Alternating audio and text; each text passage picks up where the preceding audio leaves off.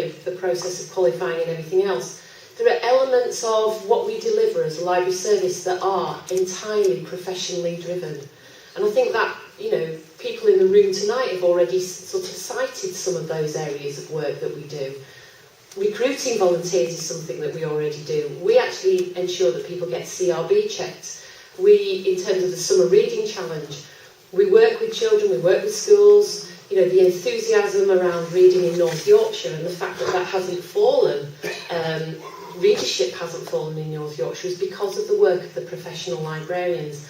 And one of the things that we were quite keen to do as part of maintaining core service, and as I've said before, that includes book fund, is to ensure that those skills are not lost. But equally, I think there has to be some acceptance that some of that work, and we're trying not to be precious about it, can also be taught to people. People can learn some of the things that we actually currently pay people to do.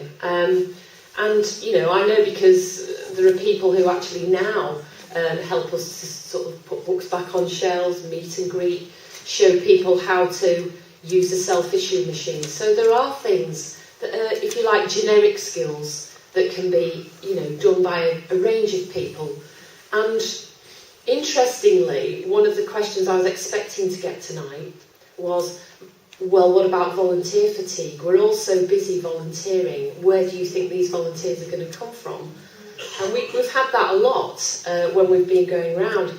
But interestingly, from the point of view of the library service, we found that people who perhaps wouldn't normally volunteer are actually putting themselves forward and saying, well, I would like to do that actually. That would be something that I would really enjoy.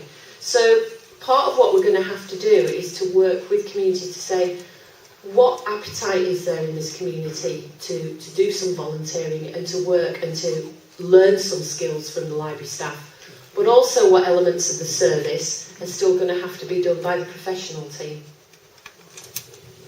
Thank you, Julie. Front row, and probably just one more question after this. Yes, Mickey Johnson. I live in Tollerton, and I also chair the Easingwold and Villages Over 50 Forum. And I, first of all, make a comment, and that's about mobile libraries.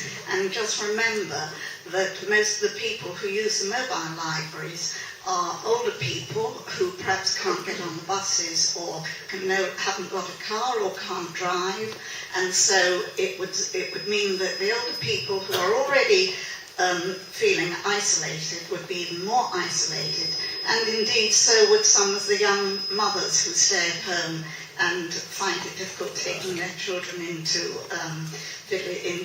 Easingwold or another town. I also want to ask a question about the supermobiles, because I gather that they're going to have 2 of those probably. And are they going to be so super and huge that they can't get round the little villages and over bridges and not actually get to the isolated places where they're needed? Another question I'd like to ask is, we certainly will fight to the bitter end to keep our library. If the awful thing happened that we had to resort to volunteers running it, and I don't believe that volunteers could ever run it as well as professional librarians. If that happened, you're going to have to save money. You've got the building already there. Who is going to pay for the running costs of the building, of the lighting, the heating, the telephone, the insurance, and all the other costs of running it? Are you expecting the community to pay for that? And if so, where do you think they're going to get the money from? Because there's huge cuts to voluntary organisations, so more and more voluntary organisations are looking for less and less money. So it would be foolish to believe that that money is going to come easily. And even if it did come, you might get it for 3 years, because sometimes you can get funding for 3 years, but after that, the funding stops.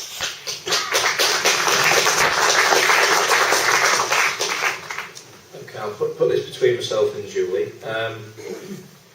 Hello, Mickey.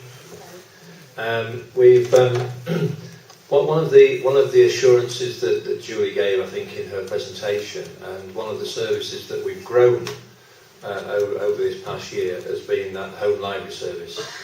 So, part of the objective of that service, Mickey, is to ensure that vulnerable older people, for example, that can't get to a service, get a service. And we've got no intention of doing anything other than continuing to grow that service, because I think it's very much a need in our